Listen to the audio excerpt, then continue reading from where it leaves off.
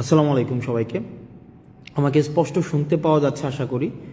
কিছুক্ষণ আগে ঢাকা মেডিকেল কলেজে একটি অপ্রত্যাশিত ঘটনা হয়েছে। আমরা শুনতে পেয়েছি যে ঢাকা মেডিকেল কলেজে যারা ডাক্তার রয়েছেন তাদের উপর একটা অতর্কিত হামলা হয়েছে।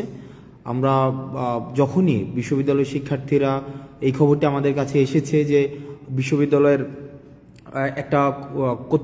একটা রোগী যারা ছিল তাদের মধ্য থেকে হয়তো কেউ অপ্রত্যাশিতভাবে মারা গিয়েছে, তখন একটা সংক্ষুব্ধ পক্ষ ডাক্তারদের উপরে অতর্কিত হামলা চালায়। ফ্যালকন অ্যালুমিনিয়াম, নির্ভরতার প্রতীক।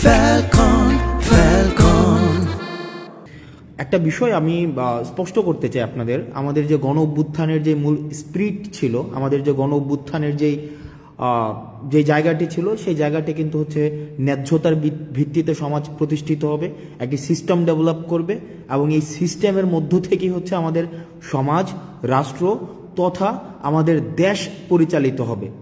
এখন দেখেন আপনারা, যে আমরা দেখছি যে বিভিন্ন জায়গা থেকে যে এই ধরনের কাজগুলো করা হচ্ছে, যেমন আজকে ডাক্তারদের উপরে হচ্ছে অতর্কিত হামলা করা হলো।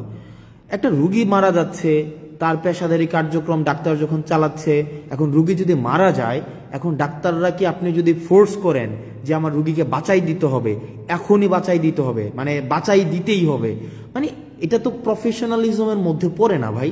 মানে এটা কেমনে সম্ভব যে আপনার ডাক্তারদের মতো করে কাজ করতে দেওয়া উচিত। আমি যদি তাকে ফোর্স করি, আমি দেখেছি আমরা বেশ অনেক দিন এই আন্দোলন পরবর্তী সময়ে, দীর্ঘ সময় আমরা হচ্ছে হসপিটালে ভিজিট করেছি।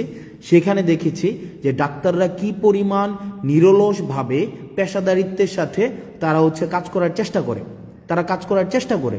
এখন আমি যদি ডাক্তারদেরকে ফোর্স করি যে আমার একটা রুগী এখনই আপনাকে বাঁচাই দিতে হবে, এখনই তাকে সুস্থ করে তুলতে হবে, এখনই আপনাকে তাকে ওষুধটা দিতে হবে, এখনই কাটা ঘা শুকাই দিতে হবে, এটা তো সম্ভব না।